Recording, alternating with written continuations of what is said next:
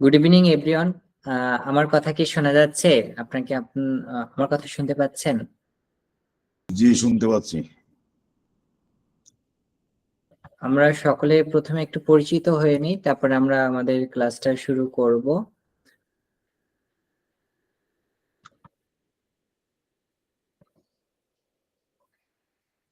আর স্লাইডটা দেখা যাচ্ছে কিনা আপনি একটু বলবেন। স্লাইডটা কি দেখা যাচ্ছে? জি, দেখা যাচ্ছে। জি, দেখা যাচ্ছে। আপনাদের প্রত্যেকের সাথে একটু আগে পরিচিত হয়ে নেই। আপনারা যেহেতু আমাদের সাথে যুক্ত আছেন, কে কোথা থেকে আছেন, কাইন্ডলি আমাদের যে মেসেজ অপশনটা আছে আপনারা এটা একটু ব্যবহার করবেন, যেহেতু অনলাইন প্ল্যাটফর্ম। এই অনলাইন প্ল্যাটফর্মের কিছু সুবিধা আছে, কিছু অসুবিধা আছে। আগে সুবিধাগুলো বলি, তারপর অসুবিধাগুলো আমরা জেনে নিব। কারণ সুবিধা হচ্ছে কি, আমরা এখানে দূর দূরান্ত থেকে যারা যে বিষয় অভিজ্ঞ, আমরা আমাদের অভিজ্ঞতাটা শেয়ার করতে পারি এবং প্রত্যেকে আমরা ঘরে বসেই খুব সুন্দর একটা ক্লাস করতে পারি এবং আমাদের কাঙ্ক্ষিত জ্ঞানটা আমরা আহরণ করতে পারি।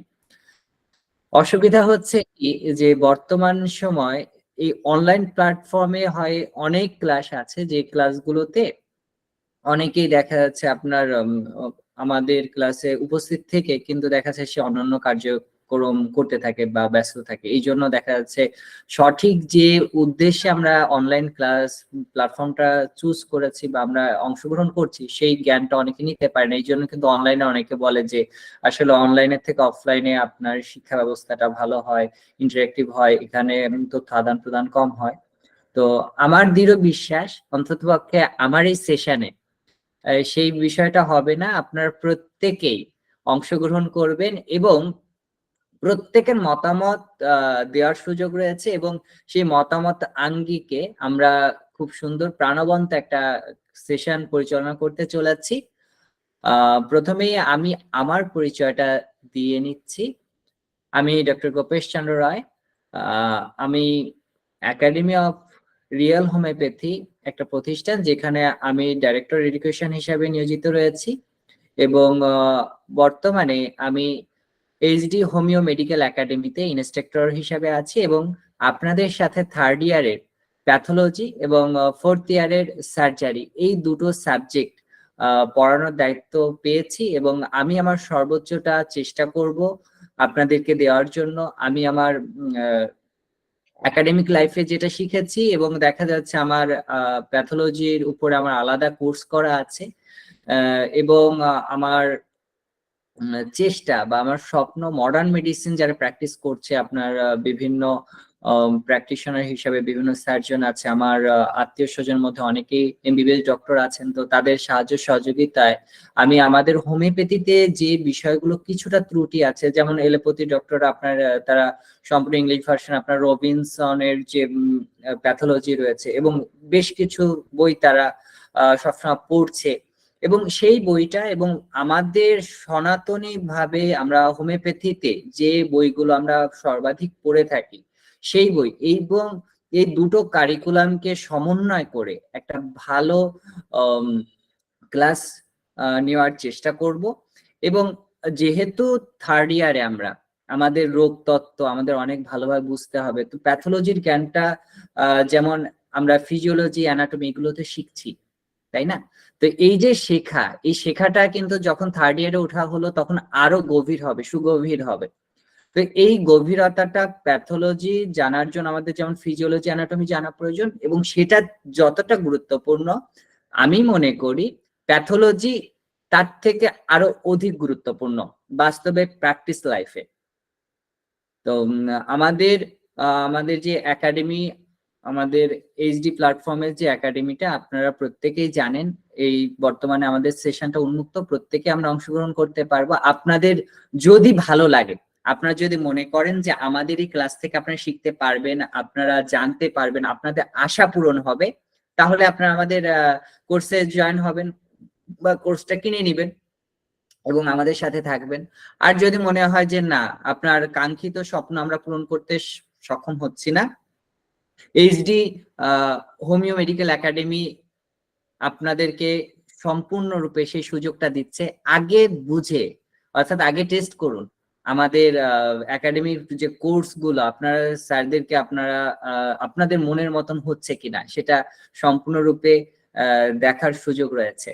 তো আমি আমার পরিচয়টা তো সংক্ষিপ্ত ভাবে দিলাম, এবং আমার নিজস্ব একটা ক্লিনিক আছে যেটা আরোগ্য হোমিও ক্লিনিক আমার নিজের রয়েছে, এবং আমার আল্ট্রাসোনো কোর্স করা আছে, কোর্স আমি করেছি।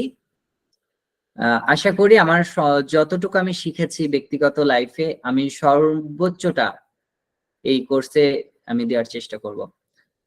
আমি এক এক করে একটু আপনাদের মেসেজ অপশনে আমি বলবো যে আপনার কাইন্ডলি আপনাদের পরিচয় এবং আপনার কে কোথা থেকে আছেন সেটা যদি আপনারা শেয়ার করেন তাহলে খুব খুব ভালো হবে। আমি তাহলে আমার সেশনটা আমি শুরু করছি। আপনারা জাস্ট মেসেজে, মানে আপনারা কোর্সের প্রত্যেকটা অংশে আপনার মেসেজ অপশনটা খুব সুন্দরভাবে ব্যবহার করবেন, এবং প্লাস চিহ্ন মাইনাস চিহ্ন কিভাবে কি করতে হবে আমরা সর্বোচ্চটা আমাদের দিব। অর্থাৎ এই যে 1 ঘন্টা আপনি দিচ্ছেন, এই 1 ঘন্টা যাতে সর্বোচ্চ প্রয়োগ হয় এবং সর্বোচ্চটা যাতে আমরা নিতে পারি। আমি বিশ্বাস করি আমরা এখানে যারা আছি প্রত্যেকের স্থান থেকে স্বভাবে একটা দায়িত্বশীল প্রফেশনে যুক্ত আছি, এবং আমরা প্রত্যেকেই যেহেতু পূর্ণবয়স্ক, আমার দৃঢ় বিশ্বাস আমরা এটাও জানি যে an adult don't teach another adult but an adult want to learn he or she they can। আপনারা যদি চান এখান থেকে অনেক কিছু শিখতে পারবেন। আপনাদের প্যাথোলজিক্যাল যে জ্ঞানগুলো আছে সেই জ্ঞানটা সর্বোচ্চটা বিশেষ করে আমি দেওয়ার চেষ্টা করব যতটুকু আমি জানি। এবং আপনার যেহেতু আমি বলেছি পূর্বেই যে মডার্ন মেডিসিন যে সাবজেক্ট গুলো ফলো করছে, যে বিষয়গুলো তারা গ্রহণ করছে, দুটোকে সমন্বয় করা এবং এই দুটোকে একত্রিত করে আমরা কিভাবে আরো ভালো করতে পারি সেটাই থাকবে।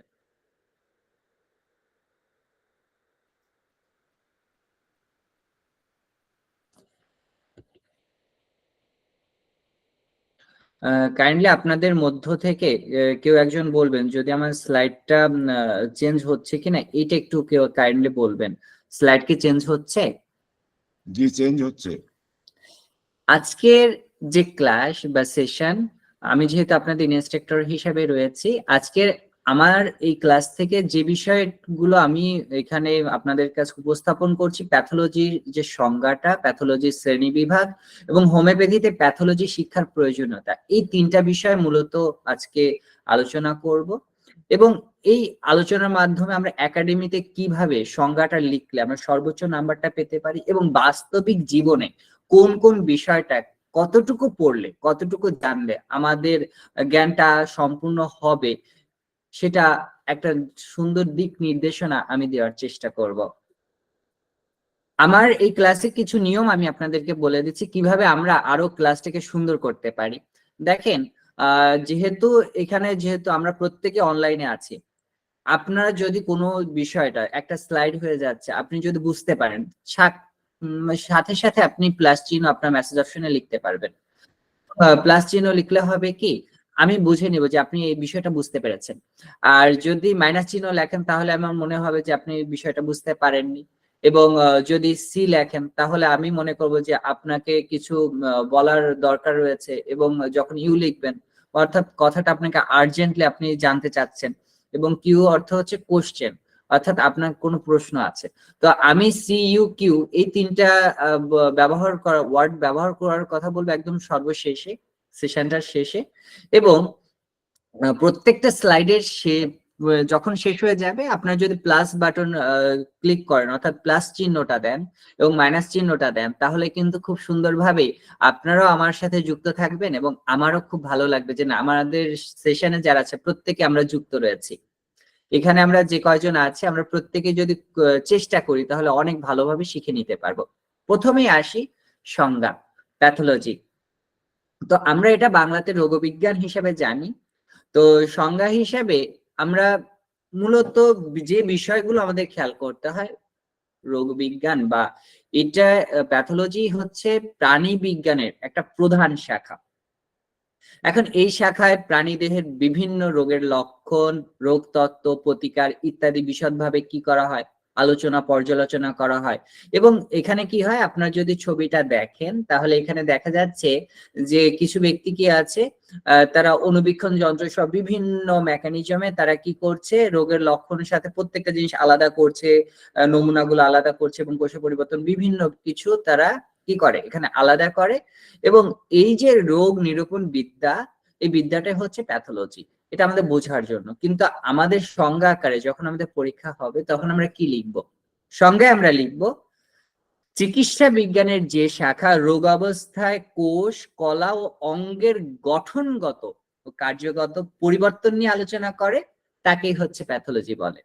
তো এতটুকু যদি আমরা লিখি তাহলে কিন্তু আমাদের যদি প্রশ্নের উত্তর যতটুকু থাকবে আমরা সেভাবে কিন্তু উত্তরটা দিতে পারবো। এবং যখন আমরা মনে করি যে না আমার এখানে নাম্বারটা বেশি রয়েছে, তো যদি আমার নাম্বার অনুসারে আমরা কিন্তু প্যাথোলজির সংজ্ঞাটায় আরো কিছু যুক্ত করব। প্যাথোলজির কিন্তু দুইটা মূল শব্দ, দুটো অংশ রয়েছে, এক হচ্ছে প্যাথোস এবং দুই হচ্ছে লগোস। এই দুটো প্যাথোস এবং লগোস। প্যাথোস অর্থ হচ্ছে ভোগান্তি, লগোস অর্থ জ্ঞান। তো এই যে দুটো শব্দ, এই দুটো শব্দ আসছে কোথা থেকে? এই দুটো শব্দ দুটো গ্রিক শব্দ থেকে এসেছে এবং এই দুটো প্যাথোস এবং লগোস এই দুটো মিলিয়ে হয়েছে প্যাথোলজি। এখন তাহলে আমরা শাব্দিক অর্থে কি চিন্তা করতে পারি? শাব্দিক অর্থে চিন্তা করা যেতে পারে প্যাথোলজি শব্দের অর্থ হচ্ছে ভোগান্তি। এখন ভোগান্তি নিয়ে যে আলোচনাটা সেটাই আমাদের কিন্তু প্যাথোলজিতে রয়েছে। অর্থাৎ মানুষ বিভিন্ন রোগ কষ্ট বিভিন্ন বিষয় নিয়ে যে ভোগান্তিতে সে কষ্ট ভোগ করে, সেই বিষয়টাই কিন্তু আমাদের এই যে জ্ঞান, এই জ্ঞানের মাধ্যমে আমরা সেই কষ্টটা দূর করতে সক্ষম হব। এই জন্য প্যাথোলজির জ্ঞানটা আমাদের অনেক গুরুত্বপূর্ণ চিকিৎসা ক্ষেত্রে। এখন হোমিওপ্যাথিতে আমাদের স্যামুয়েল হ্যানিম্যান স্যার তিনি কি বলেছেন, তিনি এই প্যাথোলজি সম্পর্কে খুব সুন্দর বর্ণনা করেছেন। তদ্রূপ কিন্তু আমাদের কেন্ট স্যারও খুব সুন্দর বর্ণনা করেছেন কেন্ট লেজার রাইটিং এ। তিনি কেন্ট স্যারের একটা খুব গুরুত্বপূর্ণ উক্তি না বললে না, তিনি আমাদেরকে কি বলছেন, প্রাচীনপন্থী চিকিৎসকগণ, তিনি বলছেন যে প্রাচীনপন্থী চিকিৎসকগণকে অবশ্যই প্যাথোলজি জানতে হবে এবং তার জন্য তাকে কি সাধনা করতে হবে, সাধনার প্রয়োজন রয়েছে। তো আমরা যারা প্যাথোলজি অধ্যয়ন করব আমাদের চিকিৎসা সংক্রান্ত সকল জ্ঞান জানতে হবে। এবং আমাদের স্যামুয়েল হ্যানিম্যান স্যার তিনি তার অর্গান অফ মেডিসিনে খুব সুন্দরভাবে বলেছেন যে হোমিওপ্যাথিক সায়েন্স অ্যান্ড ফিলোসফিতে আমরা যদি ভালোভাবে পড়ি তখন আমরা কি জানতে পেরেছি এটাই যে শত সহস্র প্রজন্ম, জেনারেশন আফটার জেনারেশন ধরে ম্যাল ট্রিটমেন্টের ফলে আমরা বিভিন্ন জটিল ও কঠিন রোগের শিকার হয়েছি। এই যে জটিল ও কঠিন রোগের শিকার হয়েছি এবং হচ্ছি, এই সকল রোগের নিদান তত্ত্ব আমরা প্যাথোলজির মাধ্যমে খুব সুন্দরভাবে বুঝতে পারবো। এখন প্যাথোলজি রোগের চারটি বিষয়, মানে এইখানে মূলত চারটা বিষয় আমরা খুব ভালোভাবে শিখতে পারি এবং এই চারটা বিষয় আমাদের চিকিৎসার জন্য খুবই খুবই গুরুত্বপূর্ণ। প্রথমটা কি? এক হচ্ছে কারণ, যেটাকে আমরা বলতেছি এটিওলজি। দুই নাম্বার পয়েন্টটা হচ্ছে কি, যে বিষয়টা মূলত আলোচনা করা হয়, যেটা আমি ধারাবাহিকভাবে, আজকে তো আমাদের ইন্ট্রোডাক্টরি ক্লাস রয়েছে প্রথম ক্লাস, এরপরে ধারাবাহিকভাবে কিন্তু এই বিষয়গুলো আরো সুন্দরভাবে আরো বিশদভাবে আলোচনা করা হবে। প্যাথোজেনোসিস, এটা কি? এই যে কারণটা, এটা সৃষ্টির প্রক্রিয়া, অর্থাৎ যে কোনো একটা রোগ, যে কোনো একটা অস্বাভাবিকতা, সেটা কিভাবে হচ্ছে, এটা সৃষ্টির প্রক্রিয়াটা আমরা প্যাথোলজির মাধ্যমে জানতে পারি। আর কি জানতে পারি? মরফোলজিক্যাল চেঞ্জ, কোষ, কলা ও অঙ্গের গঠনগত পরিবর্তন। এখানে আমাদের প্রত্যেকটা কোষ রয়েছে এবং গঠনগত কি কি পরিবর্তন হয়, এই সকল বিষয় কিন্তু মরফোলজিক্যাল যে চেঞ্জ গুলো রয়েছে সেটা প্যাথোলজি যদি আমরা ভালোভাবে জানি বুঝি তাহলে এটা খুব সুন্দরভাবে আমরা রপ্ত করতে পারবো। আর কি করতে পারবো? ক্লিনিক্যাল সিগনিফিকেন্স, অর্থাৎ গঠনগত পরিবর্তনের সাথে প্রত্যেকটা ক্রিয়ার একটা সম্পর্ক রয়েছে, যে সম্পর্কটা খুব সুন্দরভাবে কোথায় বর্ণনা হয়? এই প্যাথোলজিতে বর্ণনা হয়। আর যেটা আমাদেরকে শিখতে হবে, আমরা যদি এই প্যাথোলজিক্যাল এই চারটা যে বিষয় রয়েছে, এই চারটা বিষয় প্রত্যেকটা রোগের জন্যই কিন্তু রয়েছে, প্রত্যেকটা রোগ। যে রোগটা হয়েছে সেই রোগটার জন্য কিন্তু এই চারটা বিষয় প্রত্যেকটা প্যাথোলজিক্যাল জ্ঞান না হলে এই বিষয়টা কিন্তু আমরা পূর্ণাঙ্গভাবে জানতে পারবো না। এখন প্যাথোলজির বিভিন্ন শ্রেণী বিভাগ সাধারণত 3 ভাগে বিভক্ত করা হয়: জেনারেল প্যাথোলজি, সিস্টেমিক বা স্পেশাল প্যাথোলজি এবং ক্লিনিক্যাল প্যাথোলজি। এখন জেনারেল প্যাথোলজি বলতে কি বলা হয়? দেখেন, জেনারেল প্যাথোলজি, জেনারেল অর্থ হচ্ছে সাধারণ হিসেবে আমরা ধরি। তো জেনারেল প্যাথোলজি হচ্ছে এমন কিছু প্রতিক্রিয়া নিয়ে আলোচনা করা হয় জেনারেল প্যাথোলজিতে, যেখানে প্রায় সকল রোগ, যে রোগগুলো হচ্ছে, যেমন আপনার কোথাও ফুলে গেল, এই যে ইনফ্লামেশন হচ্ছে, আপনার কোথাও কেটে গেল, সেল ইনজুরি হচ্ছে, নিওপ্লাজমিক বিভিন্ন সমস্যা হচ্ছে, তো কোষ কলা, আমাদের এক একটা কোষ রয়েছে, এই যে কোষ, এই কোষের যে সাধারণ প্রতিক্রিয়াগুলো হচ্ছে এবং এইগুলো যে স্থানে বর্ণনা করা হচ্ছে বা প্যাথোলজি যে শাখাটায় বর্ণনা করা হচ্ছে সেটা হচ্ছে জেনারেল প্যাথোলজি। সিস্টেমিক বা স্পেশাল প্যাথোলজি কি? যেহেতু এটা স্পেশাল, তার মানে হচ্ছে এখানে প্রায় সুনির্দিষ্ট উদ্দীপনা, অর্থাৎ প্রত্যেকটা বিষয়, যেমন আমার এখানে কেন হচ্ছে এটা, উদ্দীপনা কেন হচ্ছে, আমাকে একটা মশা কামড়াচ্ছে, আমি এখানে চর দিলাম, চর দিলে এখানে কিছু অংশটা ড্যামেজ হয়ে যাবে, যদি লাল হয়ে যায়, বিভিন্ন রকম, অর্থাৎ এই কোষের যে কোনো সমস্যা, অর্থাৎ একটা আঘাত পেলেন, কোন একটা সমস্যা হলো, ওই যে নির্দিষ্ট অংশ, অর্থাৎ কোনো একটা জায়গায় নির্দিষ্ট করে প্রতিক্রিয়া, আমাদের যে শরীরের প্রতিক্রিয়া হচ্ছে সেই বিষয়টা যেখানে আলোচনা করা হচ্ছে, যে বিষয়ের ভিতর অন্তর্ভুক্ত করা হচ্ছে শরীর বৃত্তীয় বিভিন্ন যে আমাদের তন্ত্র রয়েছে, সেই তন্ত্রের মধ্যে যে রোগগুলো হয়, বিশেষ করে স্কিনের উপর যে রোগগুলো হয়, যেমন ডার্মাটাইটিস, আমাদের পেটের সমস্যা হলো অ্যাপেন্ডিসাইটিস, অ্যাপ্লাস্টিক এনিমিয়া ইত্যাদি যে রোগগুলো হচ্ছে, এগুলো যখন আমরা বলবো যে এই রোগটা, তাহলে অ্যাপ্লাস্টিক এনিমিয়া কোথায় হচ্ছে? আমাদের রক্তের রোগ। তাহলে রক্তটা কোথায় আছে সেই বিষয়টা, রক্তটা আমাদের বর্ণনা করা আছে কোথায়? আমরা জানি হিস্টোপ্যাথোলজি। তো এই যে হিস্টোপ্যাথোলজি, এই বিষয়টা কিন্তু আমরা যখন স্পেসিফিক করা হচ্ছে তখন সেটাকে স্পেশাল প্যাথোলজি বলা হচ্ছে। এবং ক্লিনিক্যাল প্যাথোলজি, এখন ক্লিনিক্যাল প্যাথোলজি এই শাখাটা সাধারণত আমাদের জৈব রাসায়নিক, বিশেষ করে বায়োকেমিক্যাল এবং অণুজীব বিজ্ঞানীদের ব্যবহারিক যে প্রয়োগগুলো আছে, অর্থাৎ একজন অণুজীব বিজ্ঞানী তিনি যে বিষয়গুলো যেখানে, যেমন রক্ত পরীক্ষা করা, প্রস্রাব পরীক্ষা করা, এই যে পরীক্ষাগুলো করছে যেখানে, সেটা হচ্ছে ক্লিনিক্যাল প্যাথোলজির আন্ডারে আসে। এখন প্যাথোলজি বিভিন্ন শাখা, দেখেন, চিকিৎসা, প্রথম কথা হচ্ছে চিকিৎসা, এরপর হচ্ছে গবেষণা এবং শিক্ষা, এই তিনটা, অর্থাৎ শিক্ষা, চিকিৎসা, গবেষণা, এই তিনটার প্রয়োজনে প্যাথোলজিকে আরো বিভিন্ন শাখায়, বিভিন্ন ভাগে ভাগ করা হয়েছে, যেটা একটু আগে বলছিলাম, যেমন haematology, immunology, microbiology, parasitology, bacteriology, histopathology, mycology, clinical chemistry, clinical pathology, এভাবে কিন্তু আরো 9টা শাখায় কিন্তু এই প্যাথোলজিকে ভাগ করা হচ্ছে। এখন আসুন আমরা দেখে নিই যে বিষয়গুলো আলোচনা করেছি এই বিষয়টার, যেমন হেমাটোলজি, এখানে কি আলোচনা করা হয়? এখানে আমরা যদি ছবিটা ভালোভাবে দেখি, আমরা খুব ভালো করে এখানে দেখতে পাচ্ছি, দেখেন এখানে একটা ভেইনের মধ্যে কি আছে? আমাদের রক্ত রয়েছে, এবং সেই রক্তের মধ্যে আমরা যদি দেখি, দেখেন এখানে শ্বেত রক্তকণিকা রয়েছে, এই লোহিত রক্তকণিকা রয়েছে, একটা ব্লাড ভেসেল। তাহলে প্যাথোলজি যে শাখায় রক্ত সম্পর্কে বিস্তারিত আলোচনা করা হচ্ছে, এখানে কি হচ্ছে? স্বাভাবিক রক্তের গঠন, তাহলে আমরা রক্তটা কেমন হবে, এবার রক্তে বিভিন্ন কণিকার যে বিভিন্ন যে পরিবর্তন, কোনটা ছোট হচ্ছে, কোনটা বড় হচ্ছে, কোন কোন রোগের জন্য কোনটা বড় হয়, কোনটা ছোট হয়, তো এই যে রক্তের যে পরিবর্তনগুলো হচ্ছে, এই বিষয় নিয়ে রক্ত সংক্রান্ত সমস্ত বিষয় যেখানে আলোচনা করা হয়, সেই আলোচনার জায়গাটাই হচ্ছে হেমাটোলজি। হেমাটোলজির মধ্যে কিন্তু এই রক্ত সংক্রান্ত বিভিন্ন তথ্য সুবিশদভাবে আলোচিত হচ্ছে। এরপর আছে ইমিউনোলজি।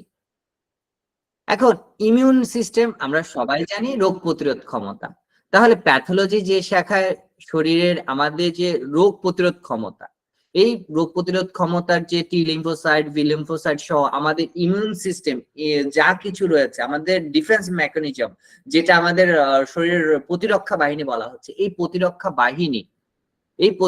বাহিনী কিভাবে আমাদের রক্তের ভিতরে থেকে আমাদের প্রত্যেকটা ভাইরাস ব্যাকটেরিয়াকে ধ্বংস করছে, এই সকল কিছু আমাদের বিস্তারিত বর্ণনা করা আছে। এবং প্রত্যেকটার জন্য কিন্তু আলাদা আলাদা বই আছে এবং আলাদা আলাদা হায়ার এডুকেশনের ব্যবস্থা রয়েছে।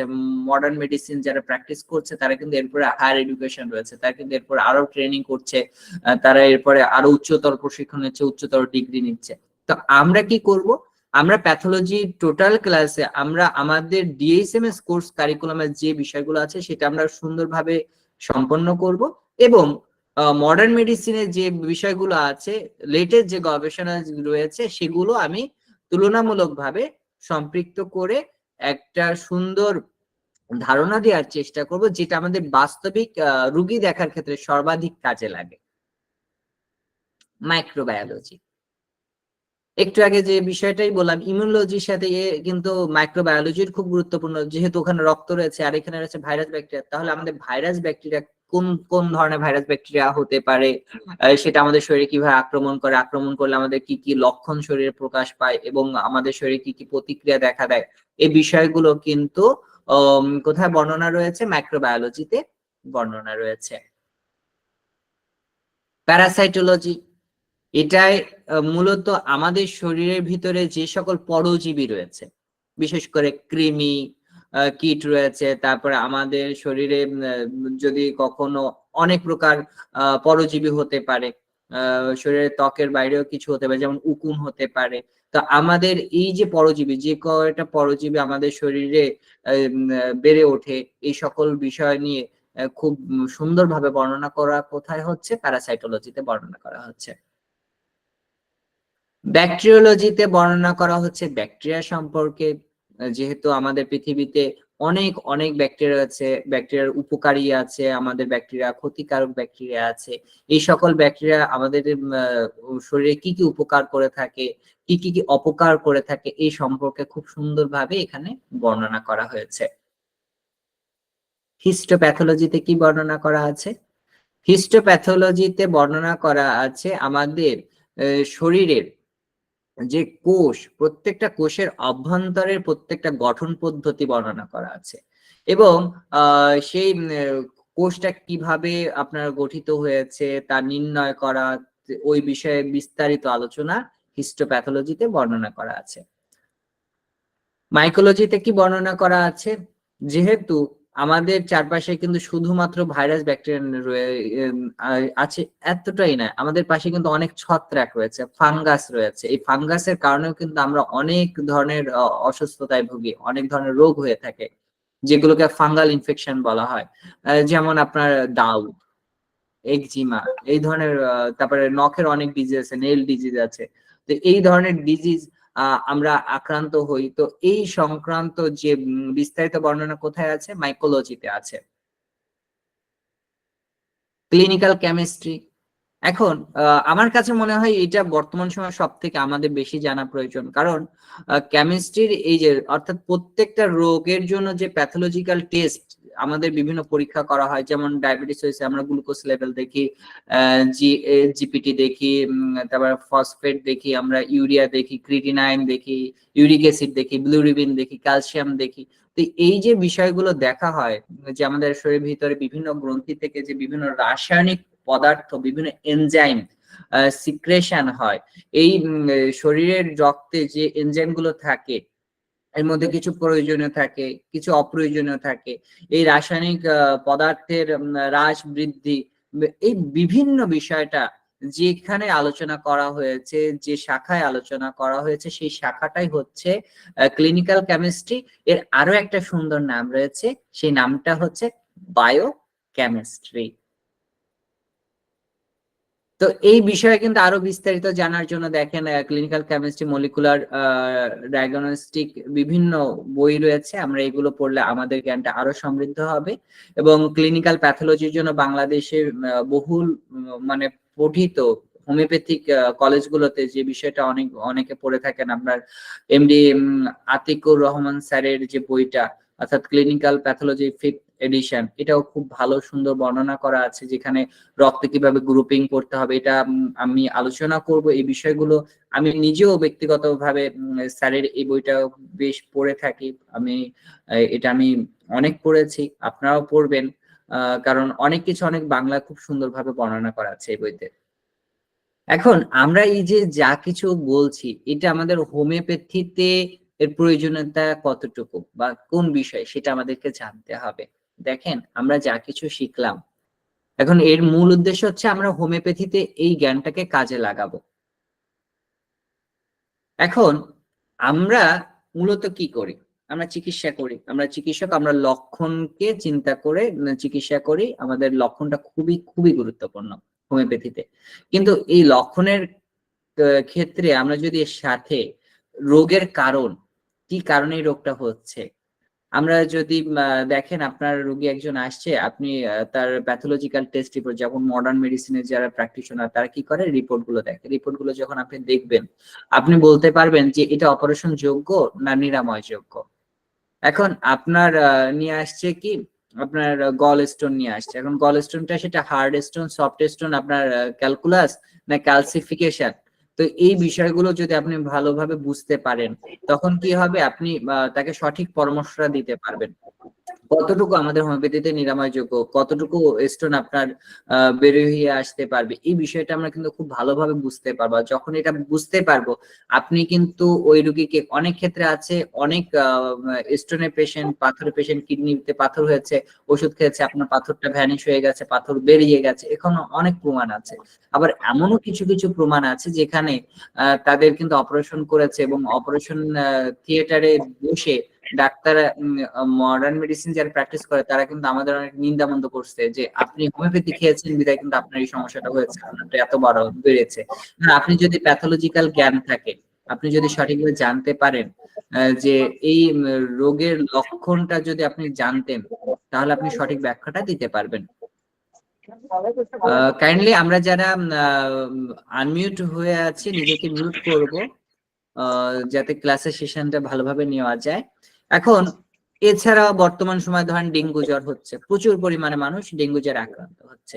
এখন ডেঙ্গু জ্বর হলে কি হয়, প্লাটিলেট কমে যায়। তাহলে প্লাটিলেট কত মাত্রা থেকে কত মাত্রা আমাদের স্বাভাবিক থাকতে হবে, এই বিষয়গুলো কিন্তু আমরা যদি জানি, তাহলে কিন্তু আমরা নিজেদেরকে খুব ভালোভাবে একজন ভালো চিকিৎসক হিসাবে কিন্তু প্রমাণ করতে পারবো। কারণ আমরা যদি এই বিষয়গুলো আলোচনা যদি করতে চাই, তাহলে কি আমাদের কি প্রমাণ করতে হবে না? যেমন মডার্ন মেডিসিনে একজন প্র্যাকটিশনার তিনি কি করছেন, এটা তিনি বলছেন যে দেখেন, আপনার 24 ঘন্টা আপনার ডেঙ্গু জ্বর হয়েছে, আপনাকে এই জিনিসটা করতে হবে, আপনাকে এই পরীক্ষাটা করে আনতে হবে। আপনি যদি পরীক্ষাগুলো না করে আনেন, তাহলে আপনার কিন্তু চিকিৎসা করা সম্ভব হবে না। এইভাবে যদি যখন তারা বলছে, তো এভাবে যখন বলছে তখন কিন্তু সে পরীক্ষাটা করছে। আমরা যখন বলছি তখন কিন্তু পরীক্ষাটা করছে না। কেন করছে না? কারণ আমি মনে করি যে আমাদের ব্যর্থতা, আমরা বোঝাতে পারছি না তাদেরকে যে দেখেন, আপনার এই যে রোগ, আপনি হোমিওপ্যাথিক মেডিসিন গ্রহণ করুন আর অ্যালোপ্যাথিক মেডিসিন গ্রহণ করুন, পরীক্ষাটা দুই ক্ষেত্রে সমান।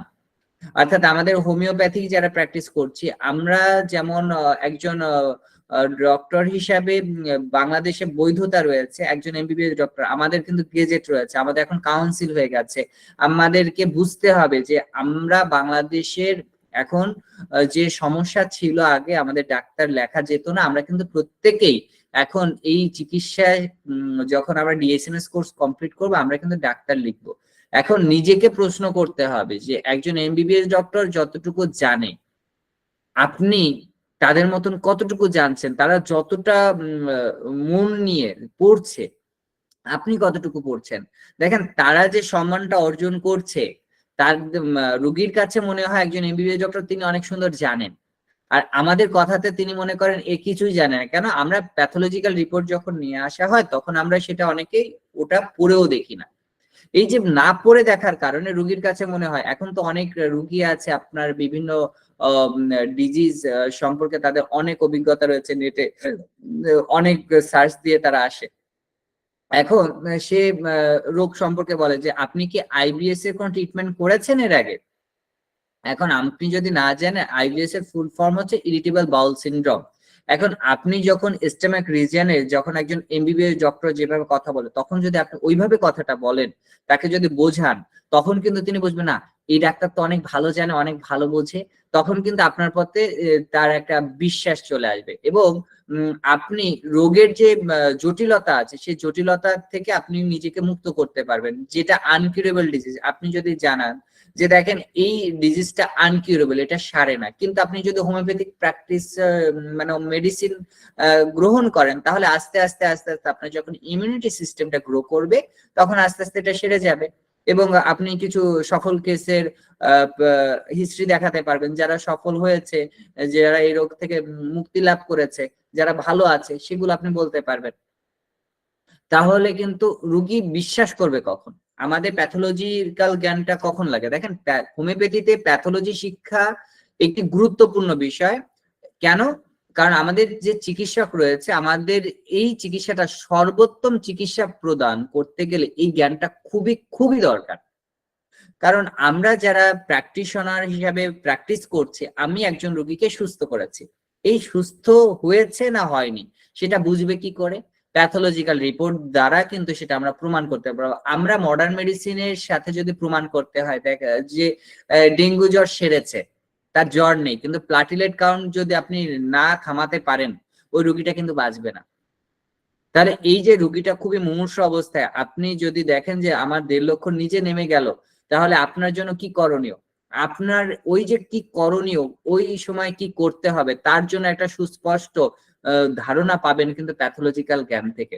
এই জন্য আমি মনে করি প্যাথোলজিক্যাল জ্ঞান আমাদেরকে অবশ্যই আহরণ করতে হবে, এবং প্যাথোলজি সম্পর্কে যদি আমরা পূর্ণাঙ্গ জ্ঞান নিতে পারি, তাহলে নিজেকে বর্তমান সময় একজন যোগ্য চিকিৎসক হিসেবে প্রমাণ করতে পারবো। শুধুমাত্র যোগ্য চিকিৎসক হিসাবে নিজেকে প্রমাণ করা এতটুকুই আমাদের কিন্তু সীমাবদ্ধতা না, আমাদের কে সীমার থেকে বাইরে বেরোতে হবে। আমাদের যে সীমাটা মানুষ গণ্ডি দিয়ে রেখেছে যে এই রোগে হোমিওপ্যাথি কাজ করে না, তো আমরা সেই সকল রোগে প্রমাণ করে দেখিয়ে দিব যে না, হোমিওপ্যাথিতে কাজ করে। আপনি যখন যেমন অনেক ডিজিজ আছে যে রোগগুলো সারছে না, আনকিউরেবল বলা হচ্ছে, এই ধরনের ডিজিজ যখন আপনি প্যাথোলজিক্যাল রিপোর্টে দেখাবেন, প্রথমে কি ছিল, এরপর মাঝের অবস্থা রিপোর্ট দেখাবেন, তারপর অবস্থা যখন রিপোর্ট দেখাবেন, 3টা রিপোর্ট যখন আপনি ক্রমান্বয়ে রোগীর সামনে ধরবেন যে দেখেন এই পরিবর্তন আসছে, তখন তিনি কিন্তু বিশ্বাস করবে। এখন বিশ্বাসটা তখন দৃঢ় হবে। আমি বলবো না আপনারা যারা আছেন এখানে আপনারা আমাকে অন্ধভাবে বিশ্বাস করেন বা অবিশ্বাস করেন। আমরা মনে করি বিভিন্ন ধর্মগ্রন্থে কিন্তু এটা খুব বারংবার বলা হচ্ছে বিশ্বাস করার কথা। এখন বিশ্বাস কি? আমি এই যে কথাগুলো বলছি, এটা যখন আপনি বাস্তবিক পড়বেন, যে বইগুলো বর্ণনা করা হচ্ছে, ওই বইগুলো যখন পড়বেন, তখন আপনার মধ্যে একটা বিশ্বাস হবে, সেটা হচ্ছে দৃঢ় বিশ্বাস। ওই বিশ্বাসটাকেও ভাঙতে পারবে না। এরপরে আমি এই কথাটা বলে যদি আপনারা যদি সেটা না পড়ে যদি অন্ধভাবে আমার কথাটা মেনে নেন, তাহলে সেটা হয়ে যাবে কিন্তু অন্ধবিশ্বাস। আর ভ্রান্ত বিশ্বাস কি বা অবিশ্বাস কি? যে আমি এই কথাটা বললাম যে হোমিওপ্যাথিতে আমরা আনকিউরেবল ডিজিজকে কিওর করতে পারি, এটা সম্ভব। এখন বর্তমানে যে রোগগুলো মডার্ন মেডিসিন প্র্যাকটিশনাররা হাল ছেড়ে দিচ্ছে, বলছে যে এটা কিছু করা সম্ভব না, সেখানেও আমাদের কি আমরা সফলতা দেখাতে পারছি, সেখানে রোগী আরোগ্য হচ্ছে, এটা বলছি, কিন্তু আপনি বিশ্বাস করছেন না, সেটা কি হবে? অবিশ্বাস হবে। তো এই জন্য আমি মনে করি হোমিওপ্যাথিতে আমাদেরকে অবশ্যই আমাদের বিশ্বাসের জায়গাটা আরো দৃঢ় করতে হবে, কারণ ভবিষ্যতে আমাদের কিন্তু অনেক সুযোগ আসতে চলেছে। এই বিষয়গুলো আমাদের জানতে হবে। সাথে আমাদের কি জানতে হবে? বিভিন্ন সতর্কতার যে প্রতীকগুলো আছে, কারণ আমরা যখন প্যাথোলজিক্যাল বিভিন্ন প্রতিষ্ঠানে যাই, তখন কিন্তু আমাদেরকে বিভিন্ন সিম্বল থাকে, প্রতীক থাকে, এই প্রতীকগুলো কিন্তু আমাদের জানতে হবে। যেমন আমরা যদি কোথাও কোনো ল্যাবরেটরিতে যাই, তখন কিন্তু আমাদের কিছু সরঞ্জাম তাদেরকে পড়তে বলা হয়, যেমন আমাদের দস্তানা পড়তে হয়, চশমা পড়তে হয়, ল্যাবে কোট পড়তে হয়, জুতা পড়তে হয়, সরঞ্জাম আদি আছে রয়েছে, সেগুলো পড়তে হয়। তো এইগুলোর মধ্যে কিছু জিনিস আছে করা যাবে না, বিশেষ করে লাল প্রতীক যেগুলো আছে, এগুলো বিপদ বা সতর্কতা প্রতীক রয়েছে, তো এগুলো কিন্তু করা যাবে না। নীল প্রতীক গুলো স্বাস্থ্যের জন্য ঝুঁকি রয়েছে, সেই জন্য আমাদেরকে কি করা হয়, যে বলা হয় এটা স্বাস্থ্যের ঝুঁকি হবে, যেমন বিষাক্ত কিছু শ্বাসকষ্ট হতে পারে। তো এই বিষয়গুলো কিন্তু আমরা জানবো, বুঝবো এবং বিস্তারিত আমরা আলোচনা করব এবং প্রতীক নিয়ে কিন্তু আমার সার্জারি ক্লাসে খুব সুন্দর আরো অনেক আলোচনা রয়েছে, সেই সময় আমরা এই বিষয়ে আলোচনা করব। আর হলুদ যে প্রতীকগুলো থাকে সাধারণত এইগুলো হচ্ছে সাধারণ বিপদের সতর্কতার একটা প্রতীক থাকে। যেমন প্রতীকগুলোর মধ্যে যেমন খুবই ঝুঁকিগুলো, যেমন আঘাত হতে পারে, বিদ্যুতের কোনো হতে পারে, সিম্বল থাকতে পারে। তো এই ধরনের আবার অনেক জায়গায় আছে সাদা প্রতীক থাকে, সেটা হচ্ছে আমাদের জীববিজ্ঞান বিভিন্ন গবেষণাগারে বিভিন্ন জায়গাটা বিভিন্ন প্রতীক দেওয়া হয়। তো এই প্রতীকের কিন্তু আলাদা আলাদা এক একটা অর্থ রয়েছে, যে অর্থগুলো আমাদেরকে কি করতে হবে, আমাদেরকে জানতে হবে এবং আমাদের এই বিষয়টাকে খুব ভালোভাবে মাথায় রাখতে হবে যে আমরা কাদের সাথে কম্পিট করছি। আমরা বর্তমান যে পরিস্থিতিতে আছি, আমাদের ডাক্তার লেখা কেন বিভিন্ন ক্ষেত্রে প্রশ্নবিদ্ধ হয়েছে আমাদের কারণে। দেখেন, একজন মডার্ন মেডিসিন যারা প্র্যাকটিস করতেছে তারা কি করতেছে, প্যাথোলজিস্ট হচ্ছে। এখন এই প্যাথোলজিস্ট যিনি থাকছেন, সেই প্যাথোলজিস্ট মেডিকেল টেকনোলজিস্ট হচ্ছে। তাদের চাকরি কিন্তু স্বাস্থ্য ও চিকিৎসা আপনার প্রতিষ্ঠান, সরকারি বেসরকারি দুইভাবে কিন্তু তাদের চাকরি রয়েছে। তারা কিন্তু ফুল টাইম করছে এবং তাদের ক্যারিয়ারটা কিন্তু এই হিসাবে গড়ে তুলছে। এখন তাদের এন্ট্রি লেভেল রয়েছে, অভিজ্ঞতা 1 থেকে 2 বছর করে বিভিন্ন মানুষ কাজ করে। এখানে বেতন রয়েছে 15,000 এবং এর বেশি। প্রতিষ্ঠান অনুসারে কিন্তু এটা হয় এবং আপনার বয়স সীমা রয়েছে একটা কাজের, আপনার প্রতিষ্ঠানের অনুসারে তাদের মূল স্কেল থাকে, তার সাথে কিন্তু আরো দক্ষতা যদি তার হয় তখন কিন্তু আরো তার বেতন বাড়ানো হয়। তো তারা কিন্তু শুধু প্যাথোলজি করছে এবং তারা মনে করে না তারা অন্য কোনো প্রফেশনে যুক্ত। কিন্তু আমাদের হোমিওপ্যাথিতে আমরা এই বিষয়টা যদি খুব ভালো করতে পারি যে না, আমরা হোমিওপ্যাথির দ্বারাই সকল কিছু করতে পারবো, এই যদি দৃঢ় বিশ্বাস হয়, যদি আমরা সকল কিছু বাদ দিয়ে যারা আমরা এখন বর্তমানে প্র্যাকটিশনার আছি, যারা অন্য প্রফেশনের সাথে যুক্ত না, তাদের জন্য। আর যারা যুক্ত আছেন, অনেকের আছে মনে করছেন যে না, আমরা অবসর টাইমে এসে হোমিওপ্যাথি প্র্যাকটিস করব, আমি সাধুবাদ জানাবো। কিন্তু আসলে ব্যাপারটা হচ্ছে এরকম যে আমাদের হোমিওপ্যাথিতে আমরা যত বেশি ইয়ং জেনারেশনকে আনতে পারবো, তত বেশি কিন্তু আমরা অন্যান্য প্যাথির সাথে আমরা কিন্তু তাল মিলিয়ে দেখাতে সক্ষম হব যে না, এখানে অনেক ভালো কিছু করা সম্ভব। মডার্ন মেডিসিন যেখানে হাত তুলে দিচ্ছে, যেখানে কিছু করতে পারছে না, সেখানেও কিছু করা সম্ভব। তো এই একজন প্যাথোলজিস্ট কি করে, তিনি গবেষণা করে, অনুসন্ধান করে রোগের, বিশেষ করে একটা রক্ত নিয়ে, একটা কোষ নিয়ে, বিভিন্ন আমাদের রক্তের বিভিন্ন ফ্লুইড নিয়ে কি রোগ হয়েছে এবং সেই কারণটা তিনি কিন্তু বের করেন। তো আমাদের হোমিওপ্যাথিতে আমরা তখনই আরো ভালো করতে পারবো যখন আমাদের মধ্যে থেকে অনেক প্যাথোলজিস্ট তৈরি হবে, আমাদের মধ্যে সেই একটা হসপিটাল থাকবে, সেই হসপিটালে আমাদের ল্যাব টেকনিশিয়ান থেকে শুরু করে সব কিন্তু হোমিওপ্যাথিক থাকবে। তখন কিন্তু আমরা আন্তর্জাতিক ভাবে কি করতে পারবো, রুগী দেখার জন্য সেই নিজেকে তৈরি করতে পারবো যে দেশ এবং বিদেশে অনেক রোগী রয়েছে, সুচিকিৎসক নেই, ভালো ডাক্তার নেই, সে ভালো ডাক্তার আমাদেরকে হতে হবে। আর এর জন্য প্যাথোলজিক্যাল জ্ঞান খুবই দরকার। দেখেন, আমাদের এইচডি প্ল্যাটফর্মে আমরা যদি দেখেন, আমাদের এইচডি হোমিও সদনের যে ওয়েবসাইট রয়েছে, সেখানে কিছু বই রয়েছে, যেমন প্রস্রাব পরীক্ষা, রক্ত পরীক্ষা, এছাড়াও অনেক বর্তমানে অনেক বই রয়েছে, যে বইগুলো পড়লে আমরা আমাদের জ্ঞানকে আরো সমৃদ্ধ করতে পারবো। সকলকে ধন্যবাদ এতক্ষণ আমার সাথে থাকার জন্য, আমাদের এইচডি হোমিও সদনের সাথে থাকার জন্য আপনাদের সকলকে ধন্যবাদ জানাচ্ছি এবং আমি মনে করি আপনারা আমাদের সাথে যদি থাকেন হয়তোবা অবশ্যই উপকৃত হবেন। এই বলেই আমার আলোচনা এখানেই শেষ করব। ধন্যবাদ সকলকে।